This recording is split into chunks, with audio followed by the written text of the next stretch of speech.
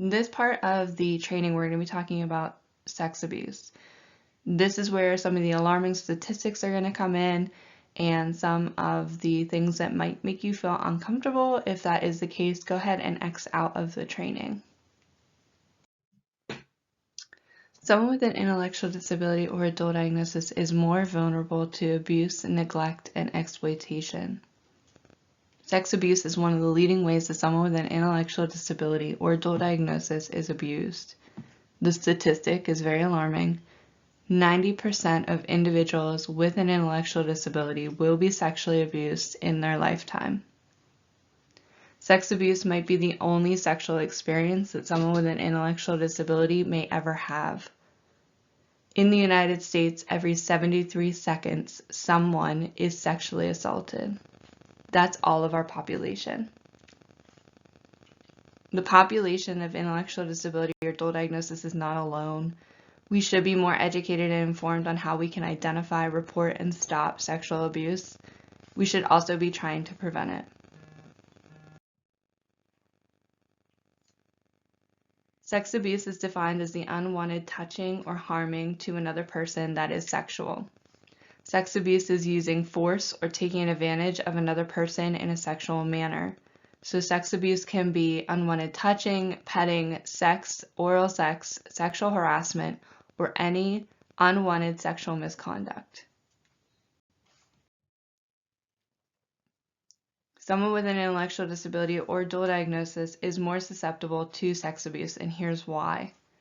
Inadequate sexuality training for individuals or education, unable to stop or say no to abuse, not understanding their rights, being raised to obey elders, more agreeable, may want attention or to satisfy their own needs, not understanding how to stop more sexual act once initial happens, and not understanding consent.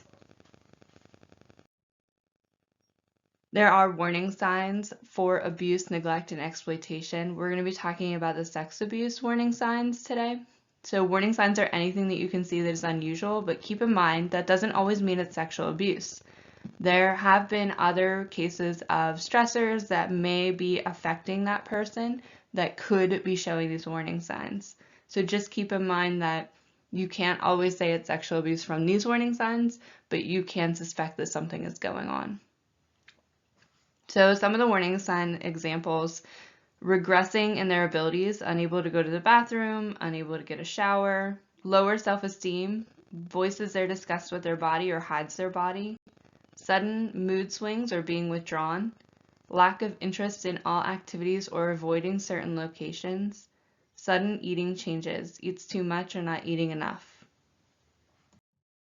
Additional warning signs that you may see: self-injurious behaviors, depression, anxiety, or an increase in mental health symptoms, drug and alcohol abuse, suicidal thoughts, ideations, and attempts, fear of others with intimacy and relationships. Now, those with an intellectual disability, we might see different warning signs. So you might see bedwetting or thumb sucking or any self-soothing that is unusual, mimicking the act with dolls or stuffed animals, not allowing clothes to be removed, or refusing any hygiene. Sex abuse can ruin the future healthy relationships for those with an intellectual disability or dual diagnosis.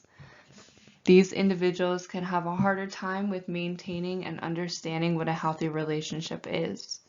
Some examples: trust issues, hard to understand what is healthy, afraid or confused, trauma, PTSD or anxiety, loneliness, shame or guilt, lack of education and awareness. We do see a lack of reporting by the individual, and some of the reasons that we see that: communication issues, limited knowledge of what's happening, may not be believed, may not want to lose that person in their lives, and not knowing who to tell. The best way to stop sex abuse, and this is evidence-based, is to have education provided on what sex abuse is, unhealthy relationships, healthy relationships, and how to report it. Reporting sex abuse. If you suspect someone is being abused, exploited, or neglected, you are a mandated reporter. You have to report any suspected abuse, neglect, or exploitation. The following is where you would go to report. If the person is under the age of 19, you're going to call CYS, Children, Youth, and Services. If a person is 19 to 59, you're going to call APS, which is Adult Protective Services. And I did put the 1-800 number there. If a person is over the age of 59, you're going to call your local area on aging. Now, CYS and area on aging are going to have specific numbers for your region, so that's why I did not put them down here. You can go ahead and Google them. Just put in area on aging or CYS and then your county, and then a number should pop up.